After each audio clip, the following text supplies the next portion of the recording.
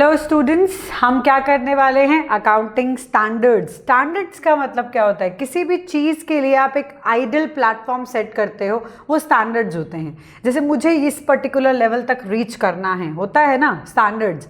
यहाँ पे अकाउंट्स के लिए भी, अकाउंटिंग के लिए भी, नॉट अकाउंट्स, अकाउंटिंग के लिए भी आपको स्टैंडर्ड्स फॉलो करते हैं। You can see here accounting standards are written policy documents covering the aspect of recognization, measurement, treatment, presentation, disclosure of accounting transaction in a financial statement. मतलब समझना पड़ेगा हमें कि हम किसी भी चीज़ को किस तरीके से डिस्क्लोज करते हैं, किस तरीके से वैल्यूएट करते हैं, किस तरीके से अगेन देखो प्रेजेंट करते हैं, ट्रीट करते हैं, रिकॉग्नाइज करते हैं। ये सारे एस्पेक्ट्स को हमें क्लैरिटी के साथ बताया गया है। किसने बताया है? आप सबको ये बात पता है कि ICAI, इस इंस्टीट्यूट के बारे में आपको पता होना चाहिए। It's a professional body of accounting. जो CA, आप बहुत बार चार्टर्ड अकाउंटेंट के नाम से जानते हो कि ये प्रोफेशनल स्टडी है इन द अकाउंटिंग फील्ड। तो CA ICAI की तरफ से बनते हैं। सो एक प्रोफेशनल बॉडी है जो अगेन ये सारी चीज़ों को डिफाइन करती है, ये सारी चीज़ों को हम तक पहुंचाती है।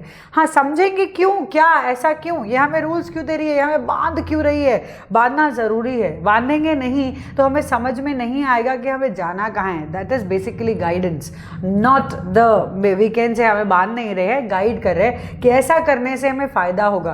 क्या फ़ायदा होगा वो भी देखते हैं। सबसे पहले देखते हैं नीड फॉर अकाउंटिंग स्टैंडर्ड्स। क्या ज़रूरत है मुझे? ये है यूनिफॉर्मिटी।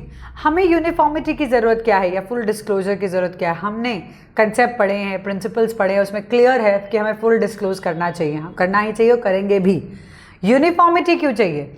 सबके अकाउंट्स अगर सेम होंगे तभी तो आप कंपेयर कर पाओगे। आप किसी दो डिफरेंट यूनिट्स को कंपेयर कर पाते हो, अपने मार्क्स और अपनी हाइट। बोलो कि मैं 6 फुट का हूँ तो मेरे 92 मार्क्स आ जाएंगे, ऐसे होता है? नहीं ना।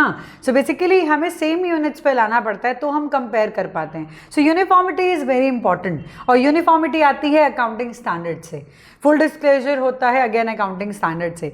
It facilitate the scope of those alternatives which fulfil the basic qualitative characteristics of true and fair financial statement. हमने क्वालिटेटिव कैरेक्टरिस्टिक्स पढ़े हैं, रिलायबिलिटी, रेलेवेंस, अंडरस्टैंडेबिलिटी, कंपैरेबिलिटी। तो ये हमने 4 जो पढ़े थे, उन चारों को सही मायने में अप्लाई करने के लिए अकाउंटिंग स्टैंडर्ड्स आए हैं। तो ये अकाउंटिंग स्टैंडर्ड्स ही हमें समझाते हैं कि इन सब चीज़ों को कैसे अचीव किया जाए। सो बेसिकली क्वालिटेटिव कैरेक्टरिस्टिक्स लाना उस इंफॉर्मेशन में किसके थ्रू लाया जाएगा, वो है अकाउंटिंग स्टैंडर्ड्स। अब आ जाते हैं बेनिफिट्स और लिमिटेशंस पे। क्या फ़ायदा हुआ हमें अकाउंटिंग स्टैंडर्ड्स को यूज़ करने का? Eliminate variation, uniformity. एक तरह से बात वही हुई, जो आप अलग अलग सब फाइनेंशियल स्टेटमेंट्स बना रहे हैं, उन सब का हम कह सकते हैं कि वो सब में दिक्कत आएगी, उस सब को हटा देना है, यूनिफॉर्मिटी लानी है। Call for disclosure, what type of disclosure? Full disclosure तो है ही। यहाँ पे call for disclosure which is not required by law also. ये कई बार ऐसे भी डिस्क्लोजर मांगता है अकाउंटिंग स्टैंडर्ड जो उसके यूजर्स के लिए बहुत ज़्यादा ज़रूरी है, इन्वेस्टर्स के लिए ज़रूरी है, क्रेडिटर्स के लिए ज़रूरी है। बट ज़रूरी नहीं है कि लॉ ने बोला है कि आप इसे डिस्क्लोज करो, लेकिन अकाउंटिंग स्टैंडर्ड्स करता है। क्यों? ताकि ऑब्वियसली वो डिस्क्लोज कर पाए, लोग उसके ऊपर ट्रस्ट कर पाए, उस फर्म के ऊपर, उसकी फाइनेंशियल स्टेटमेंट्स के ऊपर। फैसिलिटेट कंपैरेबिलिटी, ये तो बहुत ज़रूरी है। कंपैरिजन नहीं कर पाओगे तो अपने आप को आगे नहीं बढ़ा पाओगे, एक आइडल, एक स्टैंडर्ड प्लेटफॉर्म पर नहीं ले पाओगे, एक किसी कंपनी के साथ कंपेयर नहीं कर पाओगे तो अगेन आगे दौड़ नहीं पाओगे। सो कंपैरेबिलिटी इज़ वेरी इंपॉर्टेंट। तो अकाउंटिंग स्टैंडर्ड आपको कंपैरेबिलिटी के लिए बेनिफिट करता है। लिमिटेशंस क्या है, प्रॉब्लम क्या है? Choice between alternative accounting treatment difficult to apply. इतने सारे ट्रीटमेंट्स होते हैं, इतने सारे ऑल्टरनेटिव्स होते हैं, है ना, कि आप ऐसे भी कर सकते हो, ऐसे भी कर सकते हो, वैल्यूएशन ऐसे भी कर सकते हो, ऐसे भी कर सकते हो। There are so many, but उनमें से मैं कौन सा चूज करूं? मेरी फर्म के हिसाब से कौन सा, मुझे पता ही नहीं। बेसिक प्रॉब्लम में वहीं आ जाता है। They have given us option but not given us which is the right option for us. So options देना या ऑप्शन में से सिलेक्ट करना is a biggest problem. So that is a limitation. Fails to extend flexibility, obviously मैं अपनी मर्जी से अपने अकाउंट स्टूडेंट बनाना चाहती हूँ तो क्या बना सकती हूँ? नहीं। आप अपनी मर्जी से अपने अकाउंट्स लिखना चाहते हो? नहीं। उसमें क्रिएटिविटी दिखानी नहीं है। डेबिट साइड क्रेडिट साइड है ही है, उसमें आप अपनी क्रिएटिविटी मत दिखाओ। लाइन सीधी लगेगी तो सीधी लगेगी, टेढ़ी नहीं लगा सकते आप, इधर से इधर, इधर से उधर नहीं लगा सकते, आर्ट्स फॉर्म नहीं कर सकते उसके अंदर। सो फ्लेक्सिबिलिटी नहीं है यहाँ पे, उतने लेवल पे नहीं है, थोड़ा बहुत तो है बट उतने लेवल पे नहीं है कि आप अपने हिसाब से सारे अकाउंट्स को चेंज कर पाओ। Cannot override the statute, that means आप एक सिंपल समझो, एक लिमिटेशंस हैं, उन्हें आपको फॉलो करना पड़ेगा। वो लिमिटेशंस के अंदर, वो बॉक्स के अंदर काम करना पड़ेगा। There are some standards, there are some ideals, there are something which you need to follow. So आप उसको ओवरराइड नहीं कर सकते, आप उसको उससे बाहर नहीं जा सकते। आपको बोला गया कि ऐसा करना ही है ताकि आप सबके स्टेटमेंट बराबर लगें, तो हमको वैसा ही करना पड़ेगा। सो दिस इज अकाउंटिंग स्टैंडर्ड्स। हमने पढ़ा कि अकाउंटिंग स्टैंडर्ड हमें रिकॉग्नाइज कराता है, मेजर कराता है, ट्रीटमेंट देता है, प्रेजेंटेशन देता है, डिस्क्लोजर देता है सारी अकाउंटिंग ट्रांजैक्शंस का। आईसीएआई एक प्रोफेशनल बॉडी है जो हेल्प करती है। हेल्प क्या करती है? वही बनाती है, हमें पहुंचाती है, सीए बनाती है वो, तो हमें एक तरह से गाइड करती है हर चीज़ में। तो ICAI is a professional body of accounting which is helping in all this manner. Need क्या है, क्या ज़रूरत है मुझे अकाउंटिंग स्टैंडर्ड्स की? यूनिफॉर्म होता है, फुल डिस्क्लोजर होता है, अगेन ऑल्टरनेटिव के स्कोप बनते हैं जिसके अंदर क्वालिटेटिव कैरेक्टरिस्टिक्स हमारे अकाउंटिंग इन्फॉर्मेशन का कहीं ना कहीं हम रिटेन कर पाते हैं। बेनिफिट क्या है? वेरिएशंस को आप एलिमिनेट करते हो, डिस्क्लोज कर पाते हो वो चीज़ें भी जो लॉ ने नहीं बोली है लेकिन हाँ सबके लिए ज़रूरी है, वो डिस्क्लोज करवा देता है अकाउंटिंग स्टैंडर्ड। कंपैरेबिलिटी अच्छे से हो पाती है, अंडरस्टैंडेबिलिटी वो तो यहीं पे आ गया, क्वालिटेटिव कैरेक्टरिस्टिक्स के अंदर ही आ गया। फिर बट प्रॉब्लम क्या है? ऑल्टरनेटिव दे रहा है, पता नहीं है कौन सा चूज़ करना है, अपने हिसाब से करो। Flexibility up to a level, उसके बाद नहीं, एक्सटेंड नहीं कर पाओगे। You can not again override the statute, मतलब सीधी सी बात है कि आप इसके ऊपर एक लिमिट के बाहर नहीं जा सकते क्लियरली, ठीक है। तो वो लिमिट आपको तय कर दी गई है, वो आपका लास्ट आपका लिमिटेशन होता है। चलिए इसके बाद देखेंगे आईएफआरएस क्या है, वो कैसे हमें हेल्प करता है।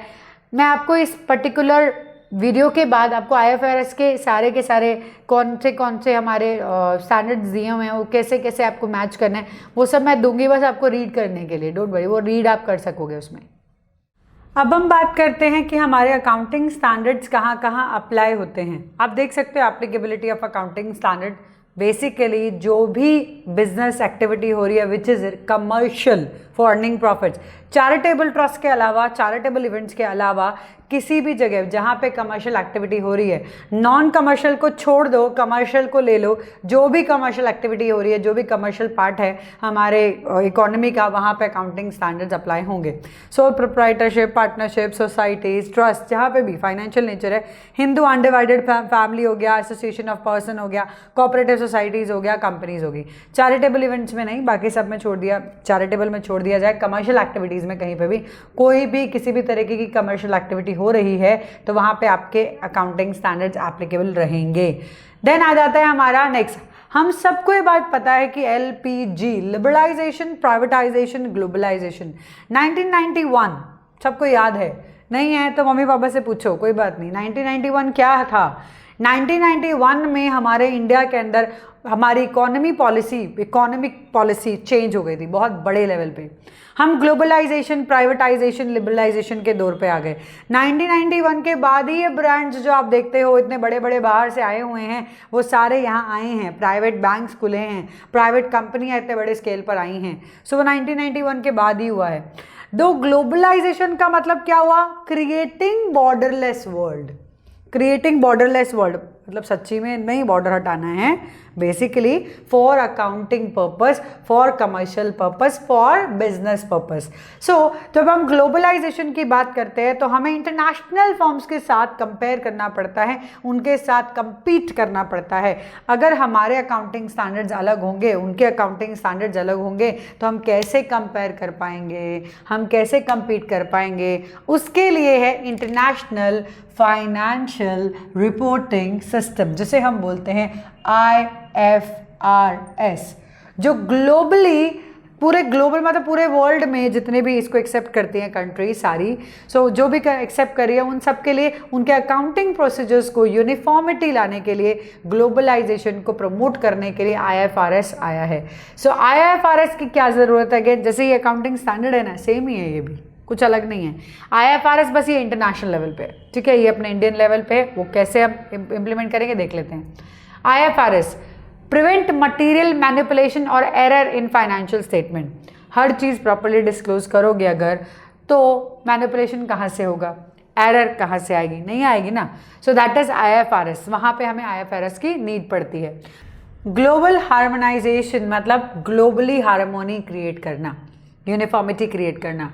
IFRS वही करता है, ग्लोबली एक यूनिफॉर्मिटी क्रिएट करता है जिससे आप कंपेयर कर पाओ अपने आप को, कहीं ना कहीं कनेक्ट कर पाओ, सारे इंटरनेशनली हम कनेक्ट हो पाएँ with the accounts also, contribute to the free flow of global investment and achieve substantial benefit।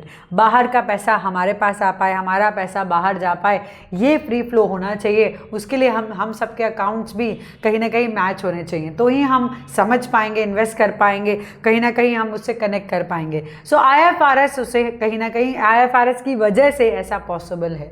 So that is why it is a need for IFRS because of this. फिर IFRS को India में end AS से बोलते हैं, IND India का, end AS accounting standards. तो IFRS को ही हम कन्वर्ट करके इंड AS में बताते हैं। वो मैं आपको इस वीडियो के बाद में आप देख पाओगे, कंपेयर कर पाओगे कि IFRS में कौन सा है नंबर कोई भी एक रूल का और इंड में किस तरीके से उसको बताया गया है। We will show you that particular part after this video, you can see clearly.